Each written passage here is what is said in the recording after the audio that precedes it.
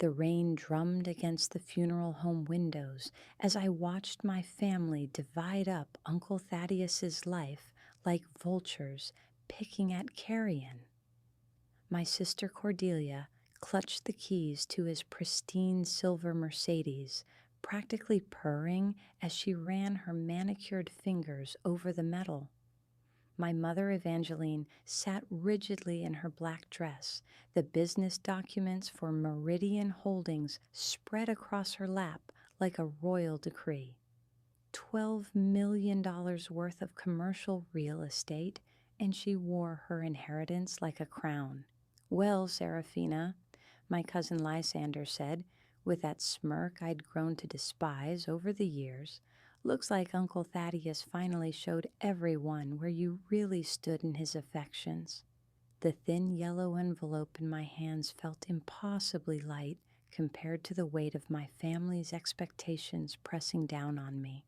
For 32 years, I'd been the responsible one, the caretaker, the one who visited Uncle Thaddeus every Sunday without fail, while the rest of them only appeared when they needed money. I'd listened to his stories about his travels, helped him organize his photograph collections, sat with him through countless doctor appointments when his health began failing. And this was what I had to show for it. Maybe there's a check inside, my younger brother Maximilian offered weakly, though even he didn't sound convinced. At 28, Max had always been the family diplomat, trying to smooth over the jagged edges of our dysfunction with hollow optimism. Cordelia laughed, a sound like breaking glass. "Oh, please, Max, look at that envelope. It's probably a thank you card for all those tedious Sunday visits." She dangled the car keys in front of me mockingly. Though I suppose Sarah can always take the bus to her little apartment. Very fitting, really. My fingers trembled as I opened the envelope, and I couldn't tell if it was from grief or rage. Uncle Thaddeus had been the only person in my family who ever seemed to truly see me, who valued my thoughts and opinions without immediately comparing them to Cordelia's achievements or questioning my life choices. He'd never married, never had children of his own, and I'd foolishly believed that our bond meant something more than what this pathetic envelope suggested. Inside was a single airline ticket, first class to San Jose, Costa Rica. Departure time, 6:45 this evening. Today's date stared back at me from the ticket, and I felt my heart skip several beats. "A vacation voucher," Mother said dismissively when I held up the ticket with shaking hands. How perfectly Thaddeus. Always the dramatic gesture instead of practical generosity. She shuffled the business papers with satisfaction. At least someone in this family understood the value of real assets. I stared at the ticket, my mind racing. Uncle Thaddeus had always been meticulous about everything, from his weekly schedules to his investment portfolios. Nothing he did was random or thoughtless. The ticket wasn't just dated for today, it was dated for a flight leaving in exactly 8 hours. This wasn't a suggestion or a kind gesture. This was an instruction. "Sarah?" Max's voice seemed to come from very far away. "You've gone completely white. Are you all right?" The funeral director chose that moment to approach our little group, clearing his throat delicately. "I apologize for interrupting, but there are some final documents that require signatures before we can conclude Mr. Meridian's arrangements." As my family bustled around the paperwork, I found myself studying the ticket more closely. The seat assignment was 3A. The flight number was AM 445, and tucked behind the ticket was a small piece of paper I'd initially missed, with an address written in Uncle Thaddeus's careful handwriting. Villa Esperanza, Guanacaste Province. Tell them Serafina Meridian has come home." The word home sent a chill down my spine. I'd never been to Costa Rica. Uncle Thaddeus had mentioned it occasionally, always with a distant look in his eyes, but he'd never suggested I visit. He'd traveled there frequently over the past 15 years, always alone, always returning with a renewed sense of purpose that I'd attributed to the restorative power of tropical vacations. "Honestly, Serafina, you look like you've seen a ghost," Cordelia said, appearing beside me with predatory concern. "Though I suppose that ticket is rather ghostly compared to actual inheritance. Where's it even to? Somewhere dreadfully touristy, I'm sure." "Costa Rica," I managed to say, my voice sounding strange and hollow. Cordelia's expression shifted subtly, just for a moment, and I caught something that looked almost like recognition before she covered it with her usual dismissive smile. How exotic. Uncle Thaddeus always did have peculiar ideas about appropriate gifts. But there had been something in her eyes, a flicker of knowledge she was trying to hide. My sister had always been an excellent liar, but I'd known her my entire life. She knew something about this ticket, about Costa Rica, about why Uncle Thaddeus had chosen this particular destination for my so-called consolation prize. The drive home to my small apartment felt surreal. The airline ticket burning a hole in my purse like some kind of mystical talisman. I kept thinking about Uncle Thaddeus's last words to me, spoken just 3 days before his sudden heart attack. He'd taken my hand in his paper-thin fingers and said, "Serafina, my dear girl, remember that the most valuable things in life are often disguised as the simplest ones. Promise me you'll trust your instincts, even when everything seems impossible." At the time, I thought he was offering generic wisdom about his approaching death. Now, holding this ticket, those words felt like a coded message I was only beginning to understand. My apartment felt smaller than usual as I stood in the middle of my living room, staring at the ticket. The rational part of my mind was screaming that this was insane. I had a job at the local library, responsibilities, a carefully structured life that didn't include spontaneous international travel. I hadn't taken a real vacation in 3 years, couldn't afford anything more adventurous than weekend trips to nearby state parks. But Uncle Thaddeus had paid for first class. The ticket had to have cost at least $3,000, which was more than he'd ever spent on any of us for birthdays or Christmas combined. This wasn't a casual gesture or a pity gift. This was something else entirely. I called in sick to work, my voice shaking as I left a voicemail about a family emergency requiring immediate travel. Then I pulled my ancient suitcase from the closet and began the strangest packing experience of my life. What did one bring to Costa Rica when following the cryptic instructions of a deceased uncle? I threw in sundresses I never wore, the few nice clothes I owned, toiletries, and on impulse, the framed photograph of Uncle Thaddeus and me from last Christmas. The photograph had been taken at his house in front of the massive bookshelf that dominated his study. He'd insisted I sit in his favorite leather chair while he stood behind me, his hand resting gently on my shoulder. Looking at it now, I noticed something I'd missed before.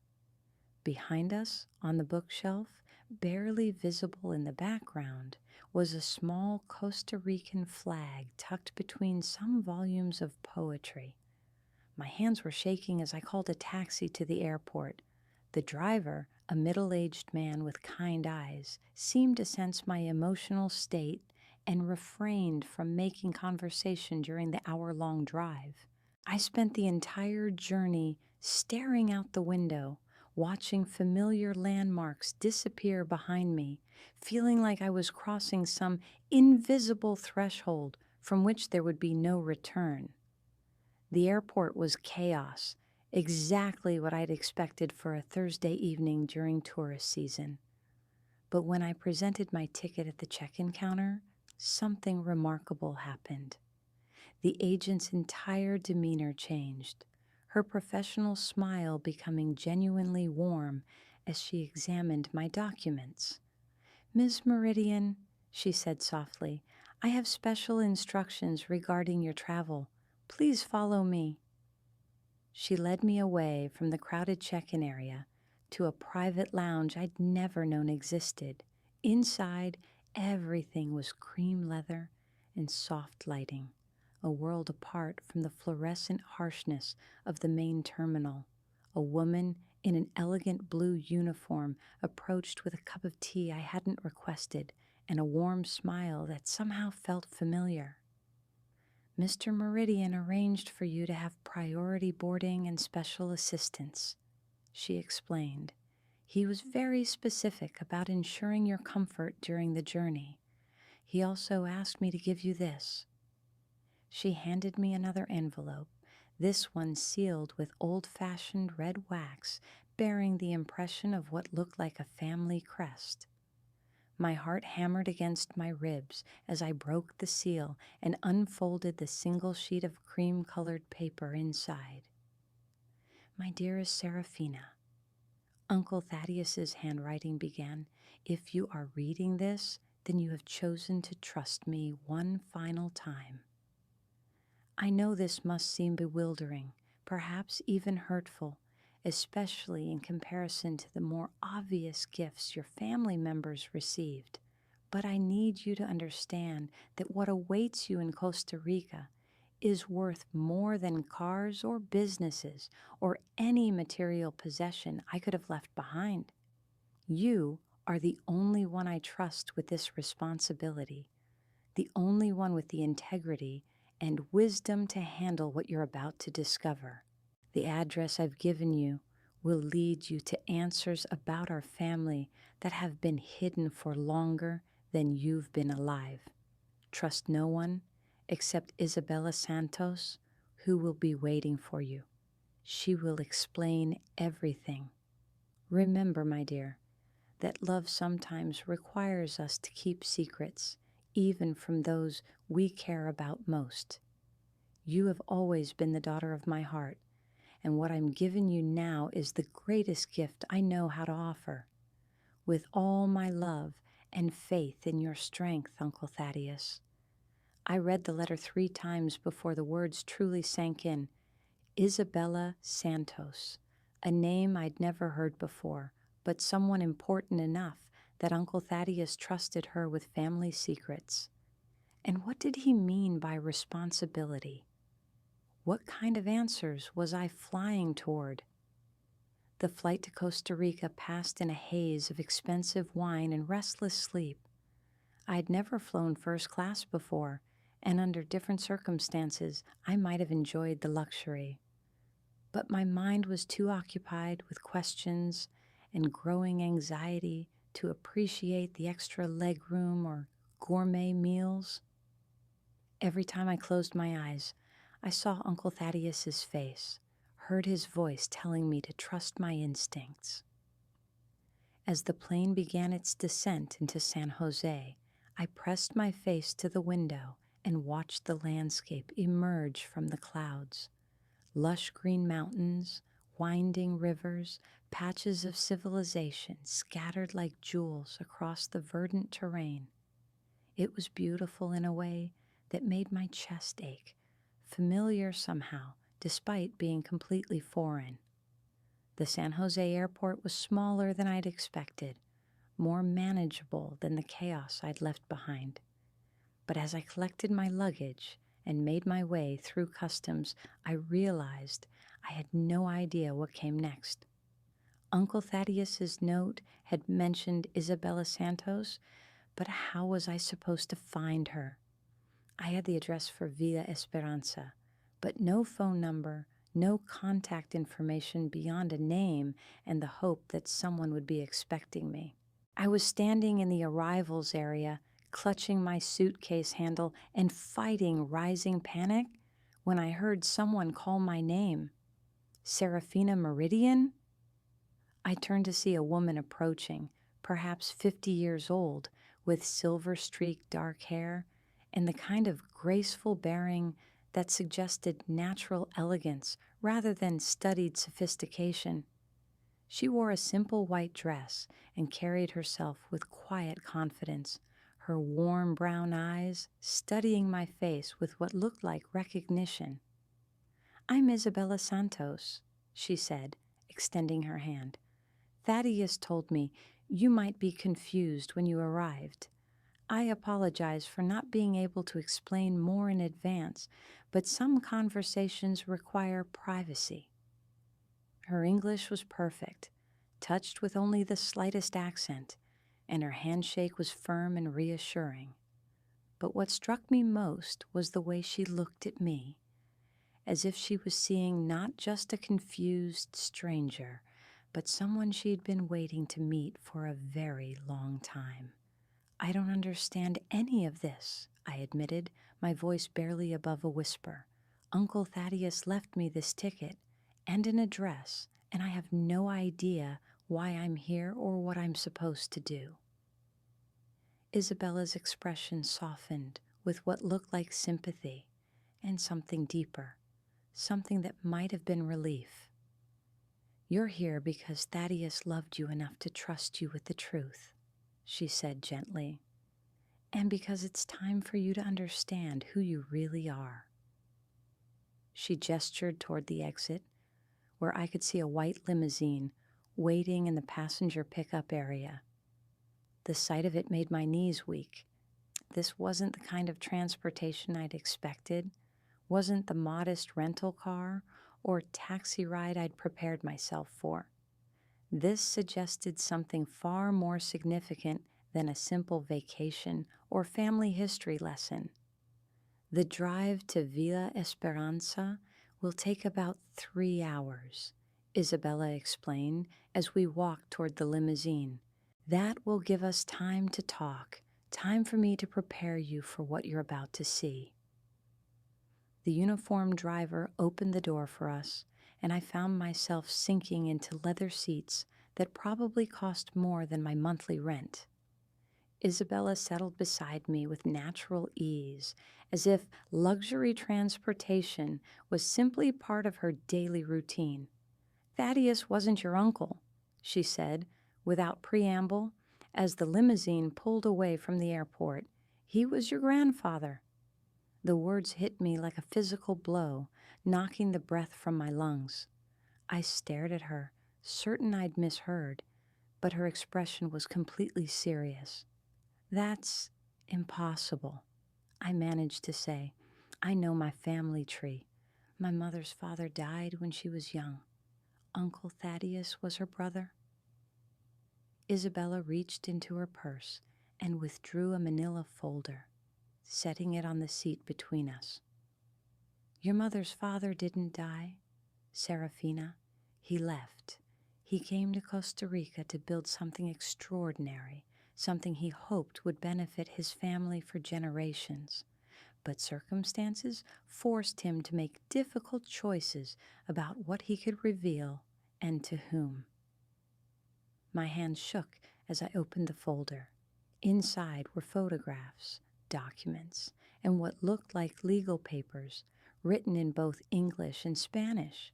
The top photograph showed a much younger Uncle Thaddeus standing beside a beautiful Latina woman in front of what appeared to be a large Spanish-style mansion. Both of them were smiling, and the woman's hand rested protectively over her obviously pregnant belly. "Thaddeus and my sister Carmen," Isabella explained softly. "Your grandmother." I stared at the photograph, my world tilting on its axis. The woman in the picture had my eyes, my hair color, my bone structure. The resemblance was unmistakable, undeniable. Your mother, Evangeline, was born here in Costa Rica, Isabella continued. But when she was 3 years old, Thaddeus made the difficult decision to send her to the United States to live with his sister. He believed she would have better opportunities there, better safety. Carmen had died in childbirth with their second child, and Thaddeus was struggling to manage his growing business interests while caring for a toddler. I turned the page and found birth certificates, adoption papers, and what appeared to be financial documents detailing decades of money transfers to various accounts in the United States. Everything was meticulously organized, notarized, legitimate. He never stopped supporting your family, Isabella said. Every major expense, every opportunity your mother had, every time your family needed help and somehow found the resources, that was Thaddeus, sending money through carefully constructed channels to avoid raising suspicions. The pieces of my childhood suddenly began falling into place with sickening clarity. The mysterious benefactor who'd paid for Cordelia's private school tuition when my parents claimed they couldn't afford it, the anonymous scholarship that had covered my college expenses, the way our family had always managed to avoid true financial disaster, despite my mother's modest teaching salary and my father's inconsistent construction work. The business he left to your mother, I said slowly, Meridian Holdings. That's his real inheritance to her, isn't it? Recognition of their relationship? Isabella nodded. Partial recognition, but not the most important part. She gestured toward the landscape we were driving through, the mountains and coffee plantations stretching endlessly in every direction. This is the most important part, Serafina.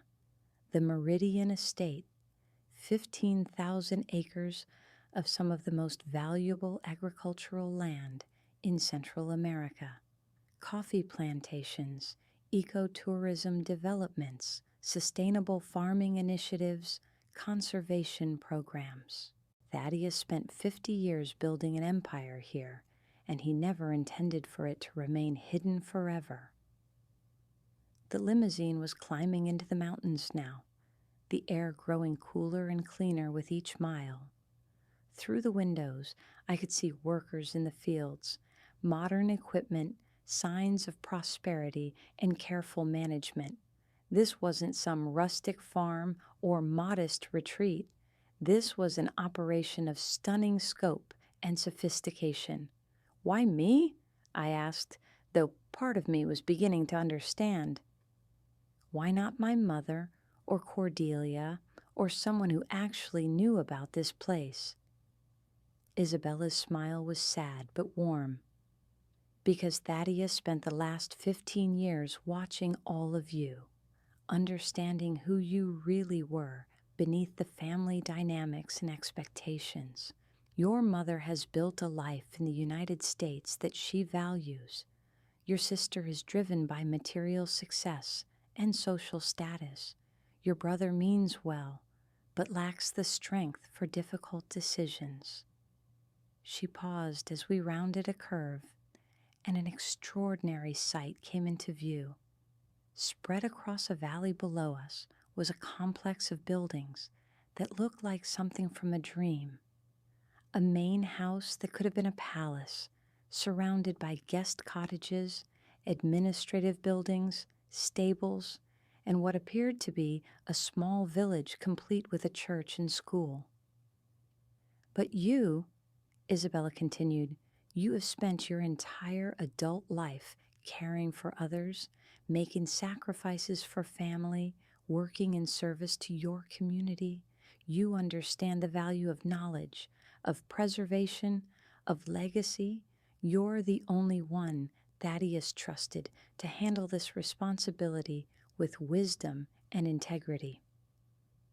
As we descended into the valley, I could see people working throughout the property, children playing in a schoolyard, families gathered around what appeared to be a community center.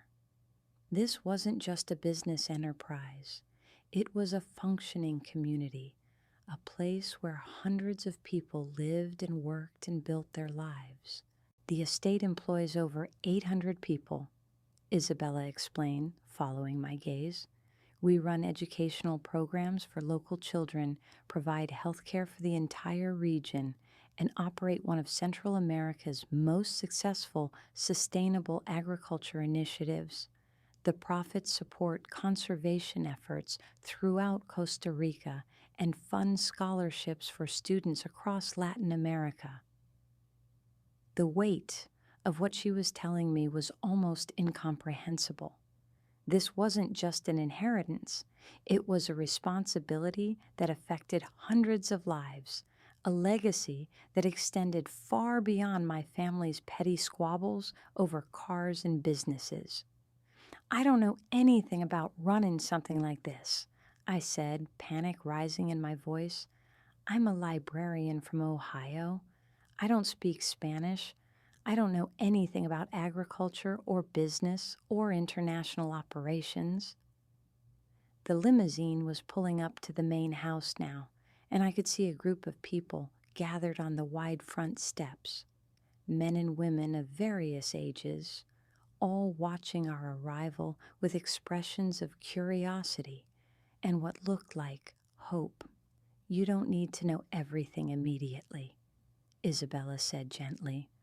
That's why Thaddeus arranged for me to help you, why he spent years establishing systems and training managers who can guide you through the transition. He never expected you to manage this alone. As the car came to a stop, she placed her hand over mine. What he expected was for you to care about it the way he cared about it, to understand that true wealth isn't measured in dollars or possessions, but in the positive impact you can have on the world. The driver opened our door, and the sounds of the estate washed over me. Children laughing, birds singing, the distant sound of machinery, people calling greetings in both Spanish and English. The air smelled of coffee blossoms and tropical flowers, clean and sweet, and completely unlike anything from my previous life. As I stepped out of the limousine, a small girl broke away from the group on the steps and ran toward me, calling something in rapid Spanish that I couldn't understand. She couldn't have been more than 6 years old, with dark hair and braids and a smile that lit up her entire face. She's saying, "The granddaughter has come home," Isabella translated, and there were tears in her eyes. Word has spread quickly that Serafina Meridian was finally coming to visit. The little girl reached me and wrapped her arms around my waist in an enthusiastic hug, chattering excitedly in Spanish while the adults on the steps applauded. I looked down at her bright face, then up at the magnificent house and the community spread out around it, and felt something inside my chest crack open. This was what Uncle Thaddeus, my grandfather, had been building all these years. Not just a business, but a legacy. Not just wealth, but purpose. And somehow, impossibly, he had chosen me to inherit it all.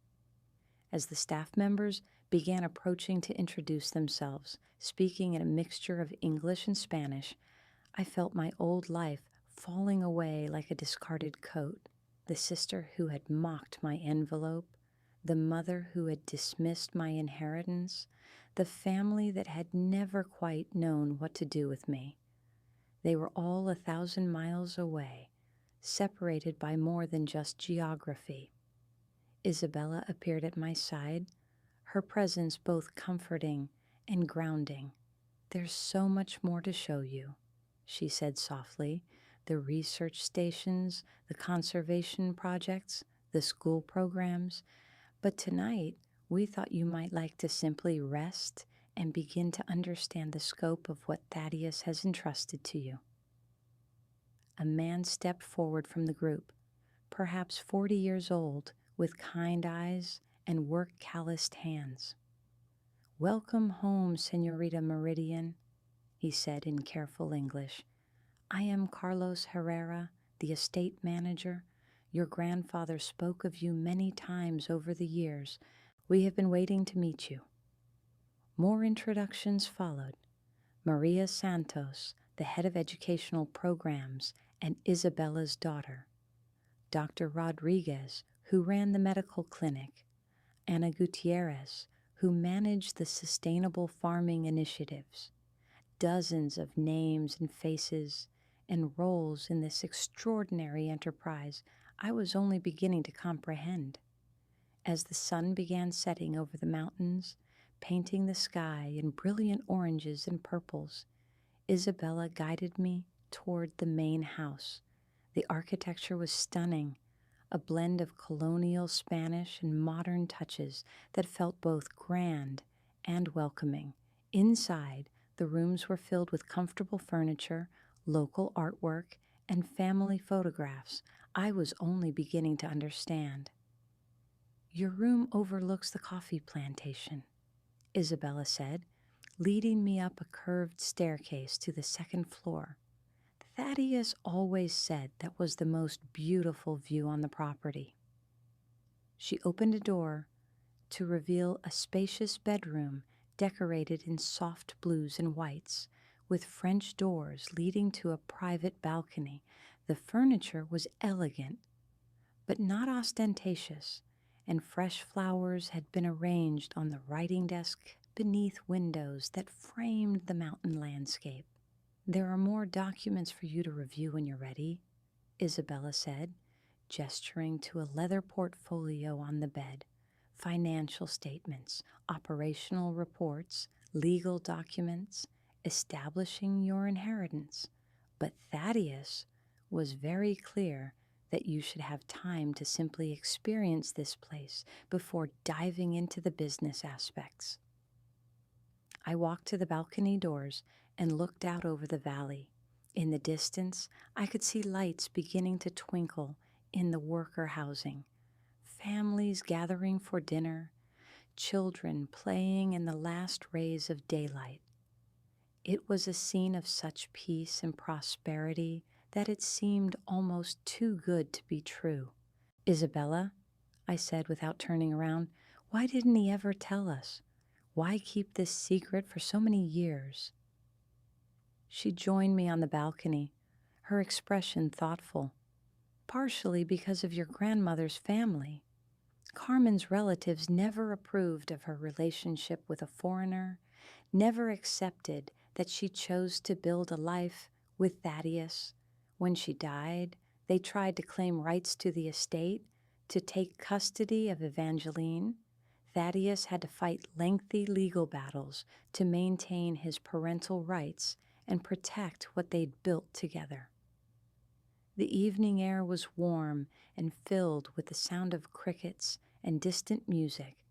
Somewhere in the village below, people were celebrating something, their laughter carrying on the breeze. "But mostly," Isabella continued, "he was protecting all of you. The Meridian estate generates enormous wealth, and with that comes attention from people who might not have your family's best interests at heart. By keeping you separate, by allowing you to build your own lives and identities, he ensured that you could choose this legacy freely, rather than being burdened or corrupted by it." I thought about my family back home, probably gathered around Cordelia's new car or discussing how to manage the $12 million business windfall. They had no idea that their modest inheritance was pocket change compared to what I was standing in the middle of. They had no idea that Uncle Thaddeus had been supporting them for decades, or that their entire lives had been shaped by his invisible generosity. "What happens now?" I asked, though I was beginning to suspect that my life had already changed irrevocably the moment I'd stepped off that plane. Isabella smiled and reached into her pocket, withdrawing a small brass key. "Now, you learn what it means to be Serafina Meridian," she said, placing the key in my palm. "Tomorrow, if you're ready, we'll begin showing you how everything works. The business operations, the community programs, the conservation initiatives. You'll meet with the board of directors and the department heads. You'll start understanding the scope of your inheritance and the responsibilities that come with it." The key was warm in my hand, heavier than it looked, etched with the same family crest I'd seen on Uncle Thaddeus's letter. As I closed my fingers around it, I felt something settle inside me, a sense of rightness I'd never experienced in my 32 years of life. But even as I began to accept this new reality, questions nagged at the edges of my consciousness. How much did my family really know about Uncle Thaddeus's wealth? Cordelia's expression at the funeral when I had mentioned Costa Rica suggested more awareness than she'd let on. And what about the carefully orchestrated inheritance distribution, giving my mother a $12 million business while making my gift look like a throwaway gesture? Had that been designed to hide the true value of what I was receiving? As if reading my thoughts, Isabella touched my arm gently. "Thaddeus was very strategic about how he revealed information," she said.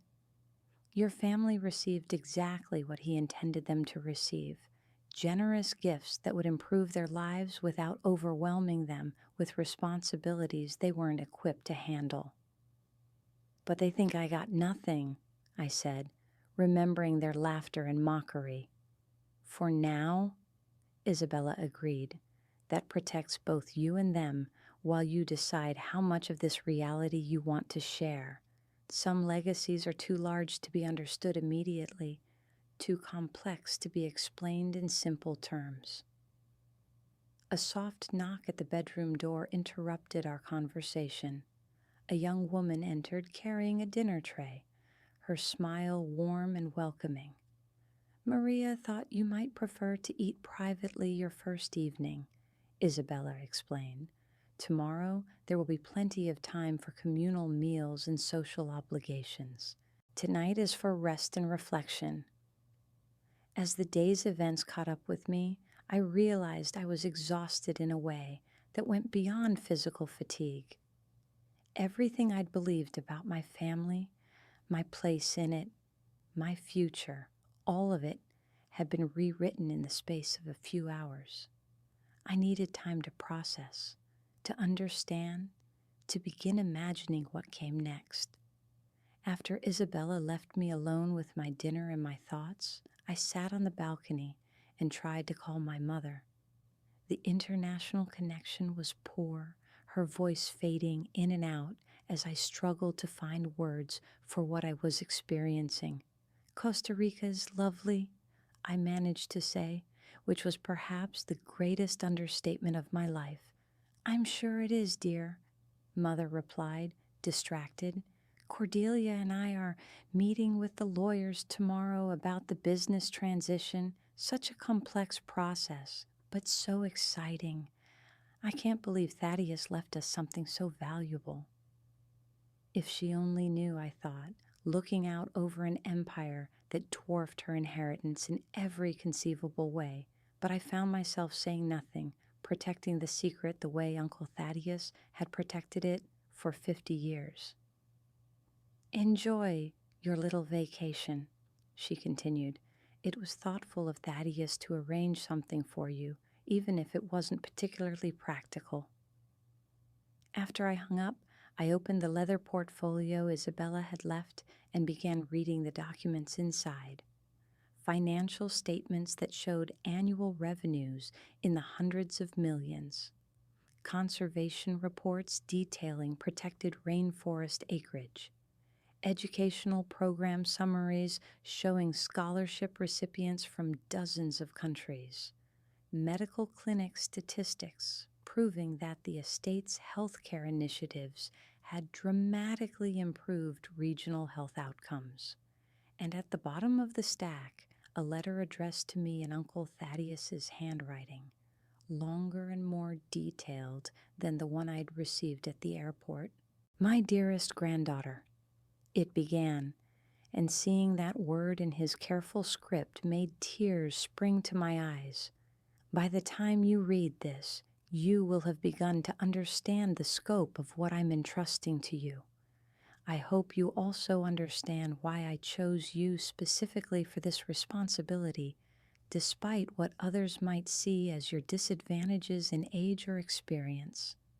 The letter went on to explain his vision for the estate's future, his hopes for expanding the educational and conservation programs, his dream of creating a model for sustainable development that could be replicated throughout Central America.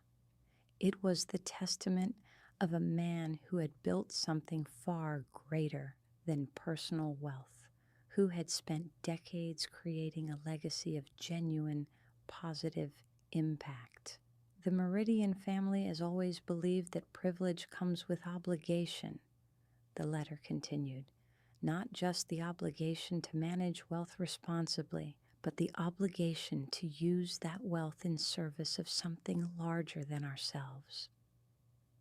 You have demonstrated these values throughout your life, even without knowing your true heritage. Now I ask you to continue demonstrating them on a scale I pray you will find worthy of your talents and your heart. As I finished reading, the sounds of the estate settling into night surrounded me. Gentle conversations in Spanish from the worker housing, the distant sound of music from the village center, crickets and night birds creating a symphony unlike anything from my former life. It was the soundtrack of a thriving community, a place where hundreds of people had built good lives because of the foundation Uncle Thaddeus had created. Tomorrow, I would begin learning how to be responsible for all of it. Tonight, I was content to simply sit with the magnitude of what had been given to me and to begin imagining the person I might become in this place my grandfather had built. The little brass key sat on the bedside table, catching the moonlight through the open balcony doors. I still didn't know exactly what it unlocked, but I was beginning to understand that Uncle Thaddeus had given me the key to far more than doors or safes or secret documents. He had given me the key to a life I'd never dared to imagine, a purpose worthy of whatever strength and wisdom I could bring to it. And for the first time since receiving that thin yellow envelope at his funeral, I felt truly grateful for the gift that had seemed so small, but had proven to be infinite. The next morning, I woke to the sound of children's laughter drifting through my open balcony doors.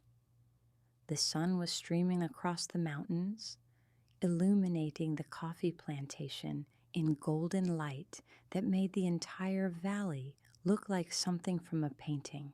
For a moment, I lay in bed, trying to convince myself that the previous day had been an elaborate dream, that I would wake up in my small apartment in Ohio with nothing more than a mysterious airline ticket and unanswered questions.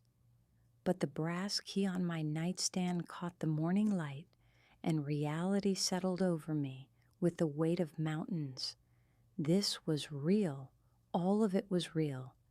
And today I would begin learning what it meant to be the inheritor of something beyond my wildest imagination. Isabella arrived at 8 o'clock sharp, accompanied by Carlos Herrera and a woman I hadn't met the previous evening. She was perhaps 60 years old, with steel gray hair pulled back in an elegant chignon and the kind of bearing that suggested natural authority. "Serafina, this is Dr. Elena Vasquez," Isabella said, as we gathered in what appeared to be a formal dining room overlooking the main courtyard. She's been the estate's chief financial officer for 20 years and will be helping you understand the business operations. Dr. Vasquez shook my hand with a firm grip, her dark eyes studying my face with professional assessment. Your grandfather spoke of you often, she said, in accented but precise English. He believed you had the intelligence and integrity necessary for this responsibility. I hope his faith was well placed. There was a challenge in her tone, not unkind, but definitely testing.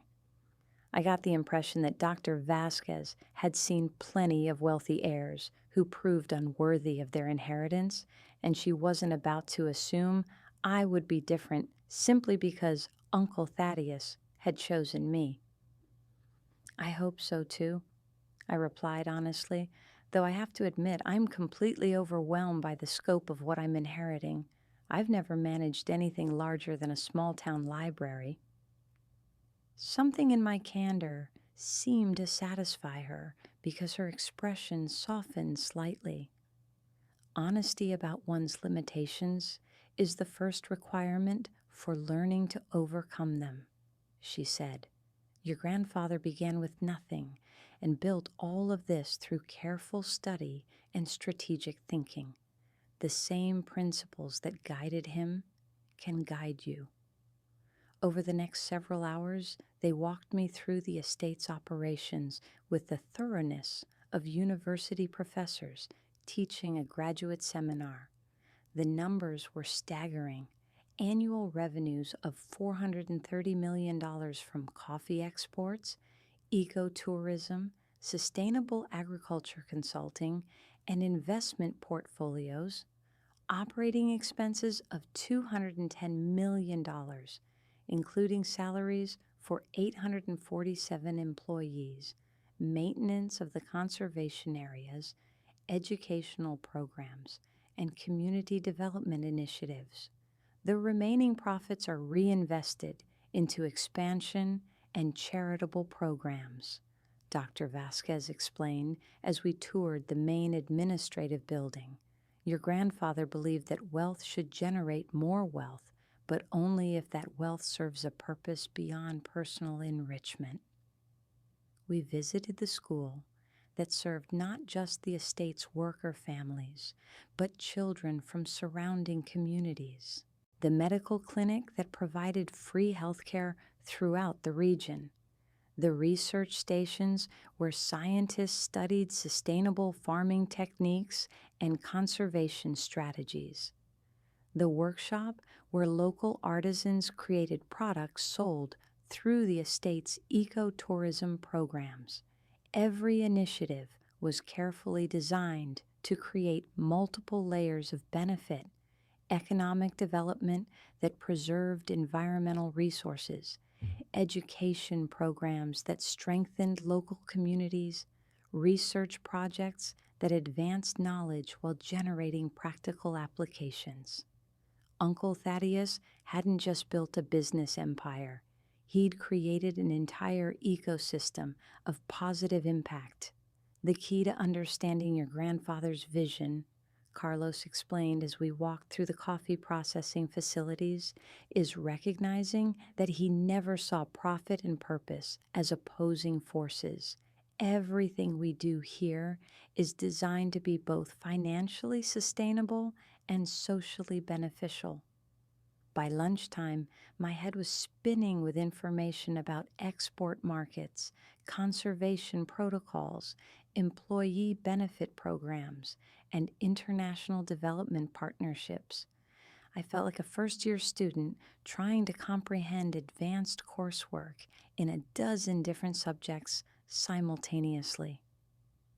This is impossible, I said, sinking into a chair on the main house's shaded veranda where lunch had been set up. I can't possibly learn enough to manage all of this responsibly. I don't speak Spanish fluently.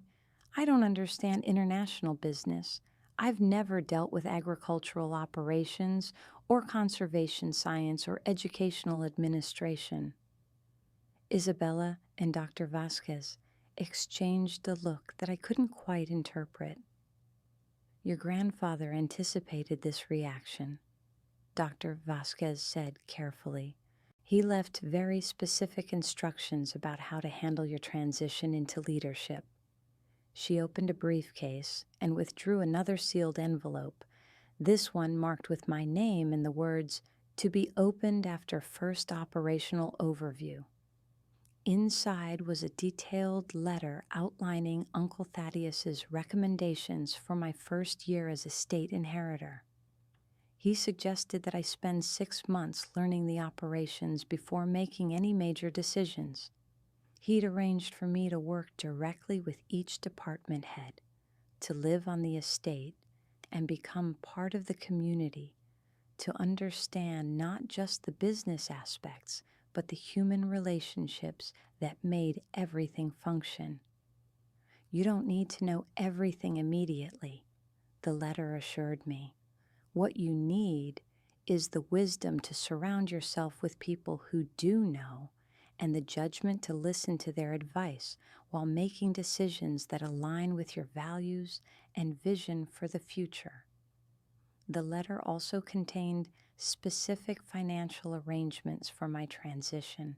A personal account had been established with sufficient funds to support my living expenses for 2 years, whether I chose to remain in Costa Rica or return to the United States.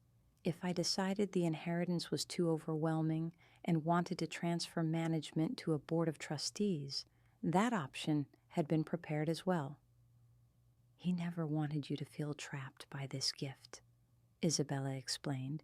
His greatest fear was that you would accept the responsibility out of obligation rather than genuine commitment. But as the afternoon progressed and I met more of the estate's employees and community members, I began to understand why Uncle Thaddeus had believed I could handle this challenge. The little girl who had hugged me the previous evening, whose name was Sophia, appointed herself as my unofficial tour guide. She introduced me to other children, translated conversations when my basic Spanish failed, and somehow conveyed through her enthusiasm that having La Nieta at the estate was cause for celebration. "She says you have kind eyes like El Patron," Carlos translated when Sophia delivered a particularly lengthy speech in rapid Spanish. She says her grandmother told her that people with kind eyes always make good decisions for families. I thought about my own family back in Ohio, probably still celebrating their inheritances and planning how to manage their new wealth. The contrast between their material focus and the community-centered approach I was seeing here was striking.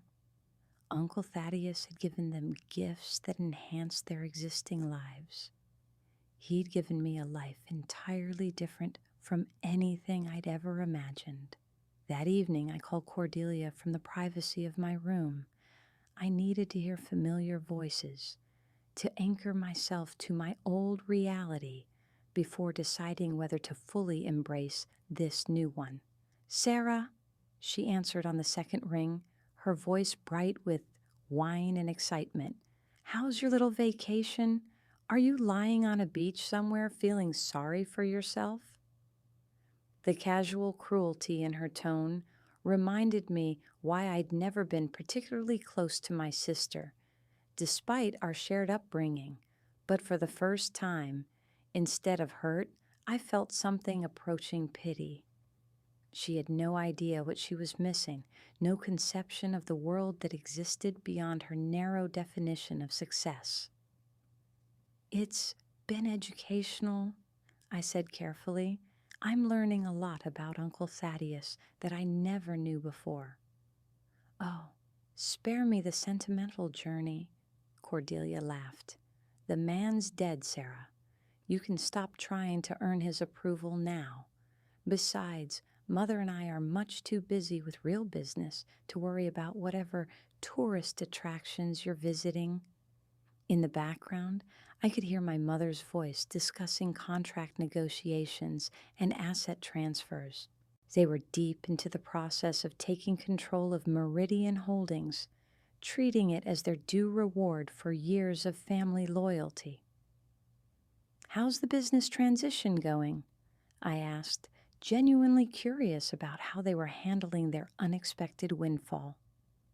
"Complicated but exciting," Cordelia replied. "The lawyers say it's worth even more than we initially thought.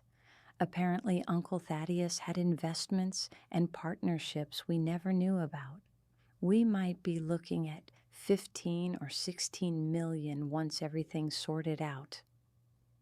I looked out my balcony doors at the lights twinkling across the estate, representing an operation worth 25 times what my family was celebrating. The irony was almost too absurd to process. "That's wonderful," I managed to say. "I'm happy for you both." "Well, don't stay in Costa Rica too long," Cordelia said dismissively. "You'll need to find a new job when you get back. I assume you used your vacation time for this little adventure." After I hung up, I sat in the darkness, trying to understand my own emotions. I wasn't angry at my family for their small-minded assumptions, wasn't hurt by their continued dismissal of my worth. Instead, I felt something approaching liberation. Their inability to see beyond their own limited perspectives was freeing me from the obligation to care about their opinions. The next few days passed in a blur of meetings, tours, and intensive education. I met with the heads of every department, learned about the estate's history and Uncle Thaddeus's philosophy, and began to understand the intricate web of relationships that kept everything functioning smoothly. The employees weren't just workers, they were stakeholders in a community that provided education for their children, health care for their families, and opportunities for advancement based on merit and dedication. Dr. Rodriguez, who ran the medical clinic, had started as a maintenance worker 20 years earlier. The estate had funded his medical education in exchange for a commitment to return and serve the community. Maria Santos, Isabella's daughter, who managed the educational programs, had been born on the estate and earned advanced degrees in education and social work through estate-sponsored scholarships. Your grandfather understood that investing in people creates returns that last for generations, Isabella explained as we watched children in the estate school participating in a science program that would have impressed universities.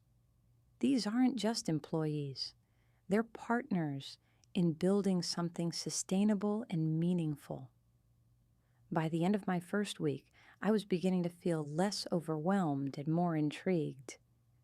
The challenges were enormous, but so were the resources and support systems Uncle Thaddeus had established. I wasn't being asked to reinvent anything, but rather to learn, understand, and eventually provide leadership for operations that were already functioning beautifully. The real test came when Isabella suggested I participate in the weekly community meeting where estate residents discussed issues, made suggestions, and voted on community policies. It was held in the village center on Friday evenings, conducted in both Spanish and English to accommodate everyone. Your grandfather always attended these meetings, Carlos explained as we walked to the community center. He believed that people who were affected by decisions should have a voice in making them. The meeting was unlike anything I'd experienced in corporate or academic settings. People spoke passionately about everything from playground equipment, needs to concerns about water conservation. They debated the merits of expanding the scholarship program versus investing more in environmental research. They discussed personnel issues and budget priorities with the sophistication of board members, and the personal investment of people whose daily lives were directly affected by the outcomes. When Isabella introduced me as Señorita Serafina, who will be taking over El Patron's responsibilities, the response was immediate and overwhelming. People stood and applauded, children ran to hug me, elderly residents approached to shake my hand and offer blessings in Spanish I couldn't fully understand, but felt deeply. They're saying they're grateful for your family's continued commitment to the community, Isabella translated.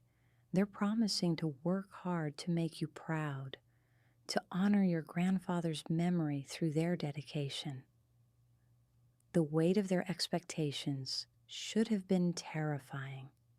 Instead, it felt like coming home. These people weren't just welcoming me as their new employer.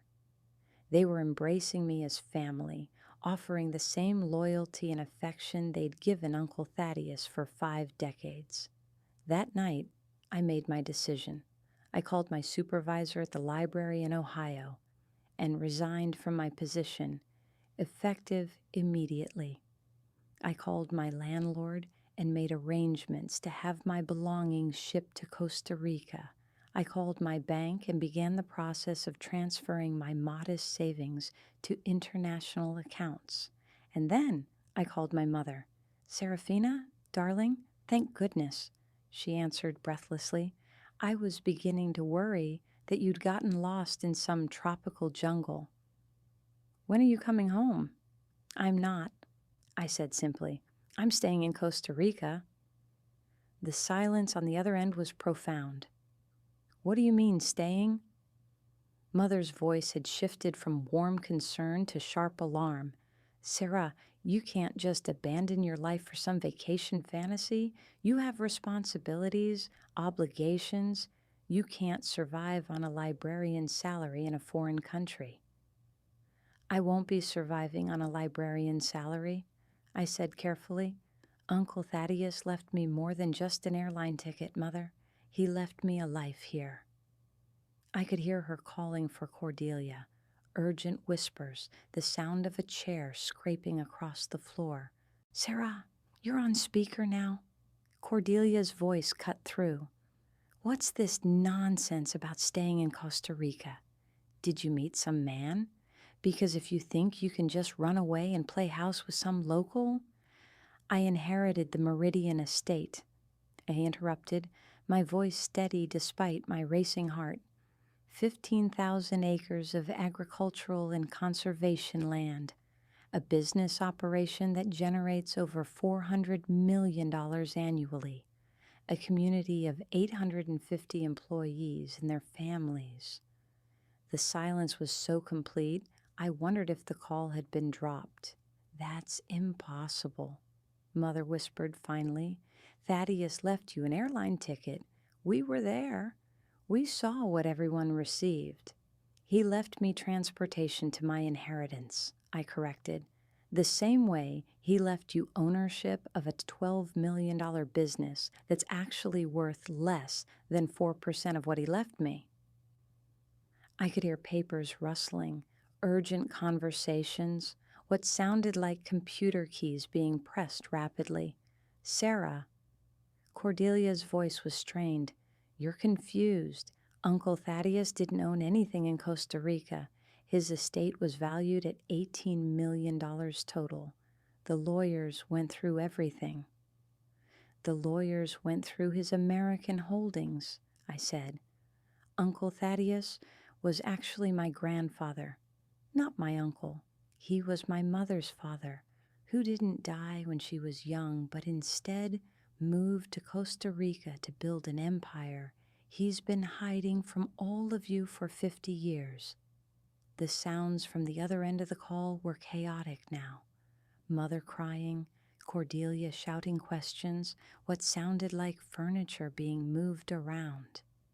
"Sarah, you need to come home immediately," Mother managed through her tears. "You're clearly having some kind of breakdown. People don't just inherit secret empires from relatives. This is fantasy, delusion. You need help." But even as she spoke, I could hear Cordelia in the background, apparently conducting internet searches, her voice becoming increasingly agitated as she found information about the Meridian estate, about Thaddeus Meridian's business holdings in Central America, about the scope of operations I was describing. "Mother," Cordelia said, her voice hollow, "there are articles here.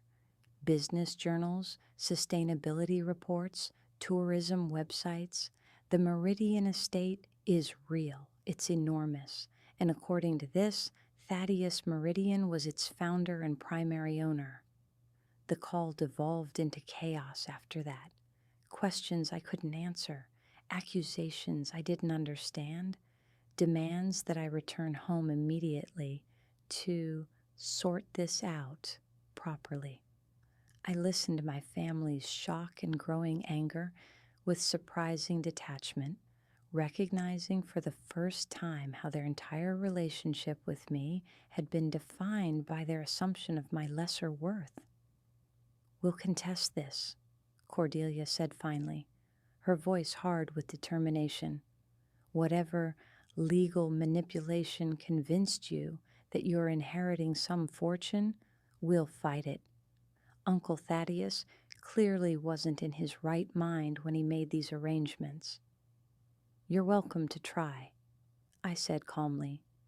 "The inheritance has been properly documented and legally established for over 2 years. Uncle Thaddeus spent considerable time and money ensuring that his wishes would be carried out exactly as he intended." After I hung up, I sat on my balcony, listening to the evening sounds of the estate settling into night.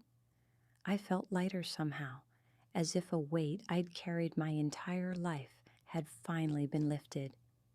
My family's shock and anger were predictable, but they no longer had the power to hurt me the way they once had. Isabella found me there an hour later, carrying 2 cups of coffee and a knowing smile. "Difficult conversation?" she asked, settling into the chair beside me. "Necessary conversation," I replied. "I think I've been hiding from my family's true nature as much as they've been hiding from mine." She nodded thoughtfully.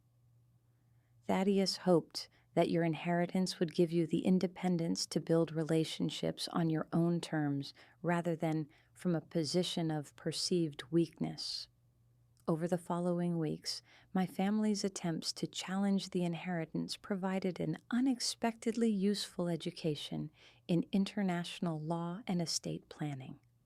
Uncle Thaddeus had been extraordinarily thorough in his legal preparations, working with firms in both the United States and Costa Rica to ensure that his wishes could not be easily contested. The documentation was ironclad. The financial transfers had been completed years earlier, and my legal right to the inheritance was absolute. My mother flew to Costa Rica 6 weeks after our phone conversation, accompanied by lawyers and an attitude of grim determination. But when she saw the scope of the estate, met the employees who remembered her as a small child, and began to understand the magnitude of what Uncle Thaddeus had built, her anger transformed into something approaching awe. "I remember this place," she said quietly as we walked through the main house. "Fragments of it anyway. The smell of coffee blossoms, the sound of people singing in Spanish, a woman who used to braid my hair and tell me stories."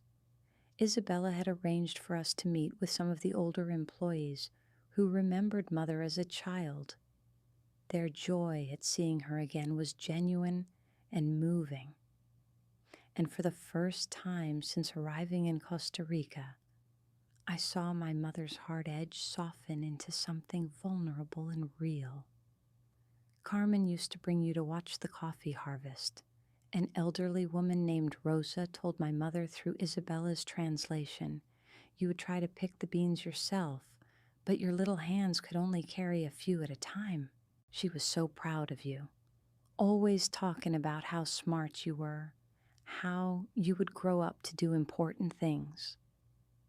By the end of her week-long visit, Mother's legal challenges had transformed into grudging acceptance and something that might have been pride.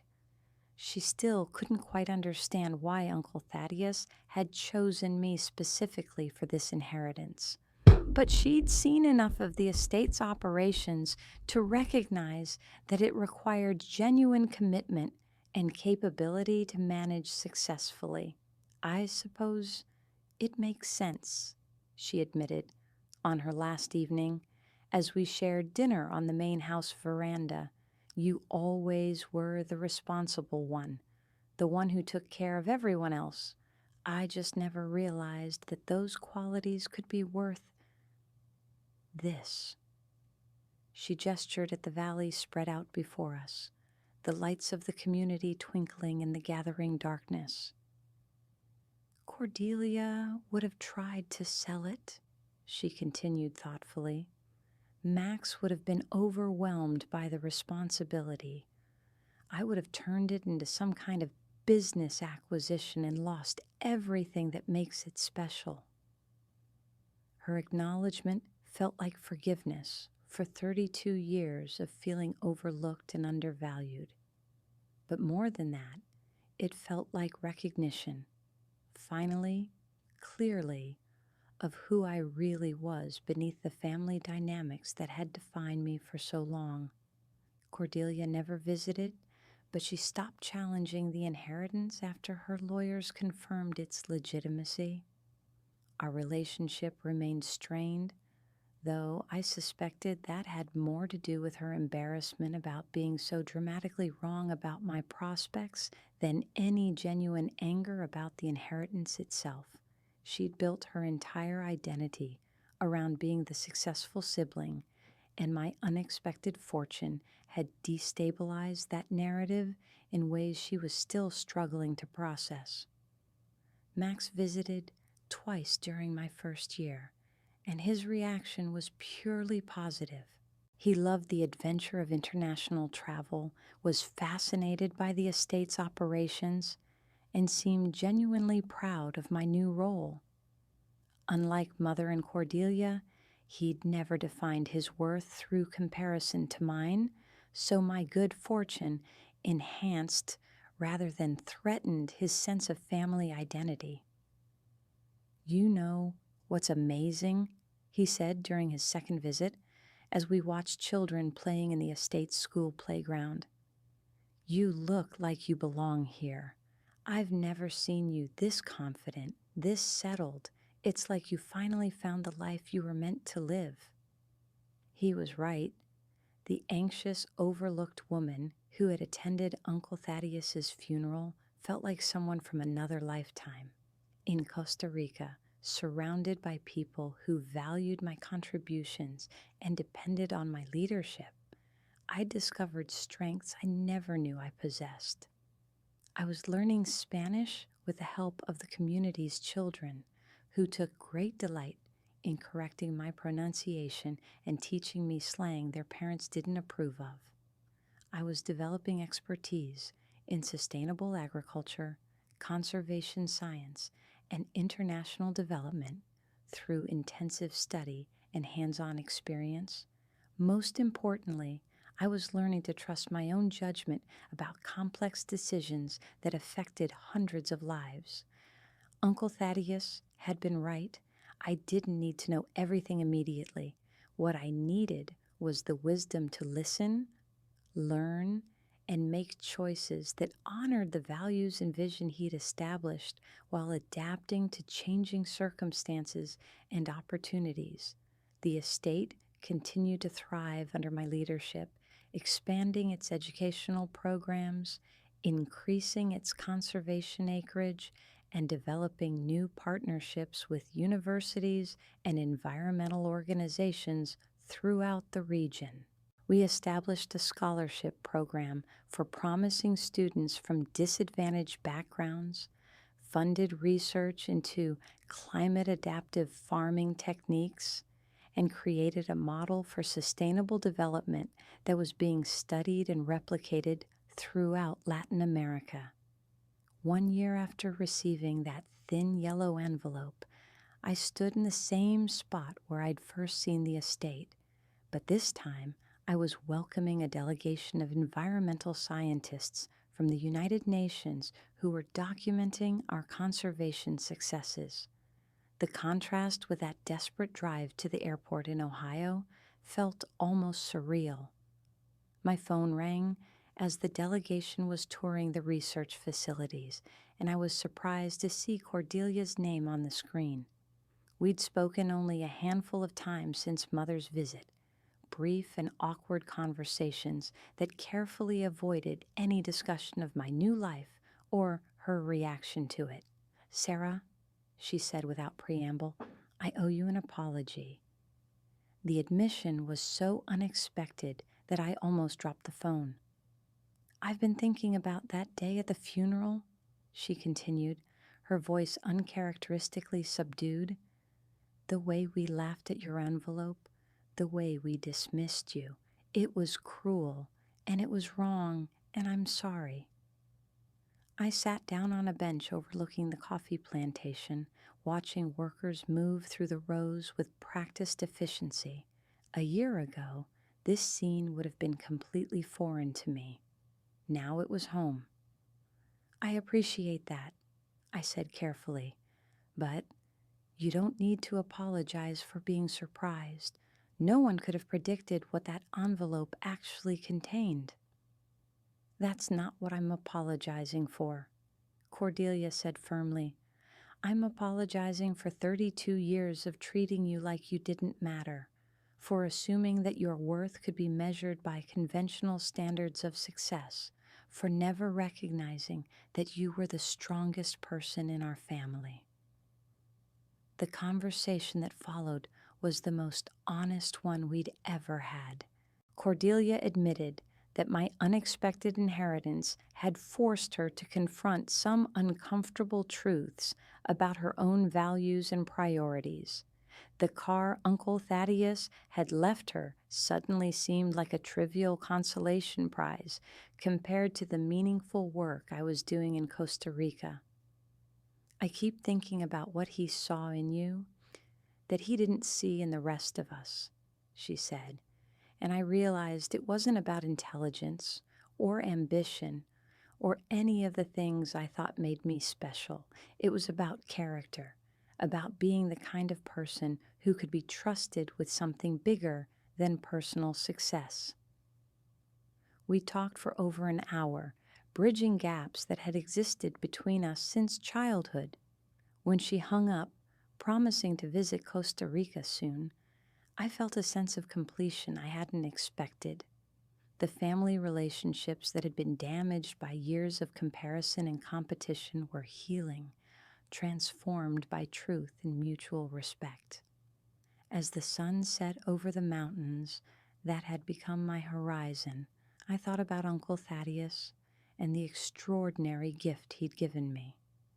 Not just the estate, not just the wealth, but the opportunity to discover who I really was when freed from the constraints of others' expectations. He'd seen potential in me that I'd never recognized in myself, and he'd created circumstances that allowed that potential to flourish.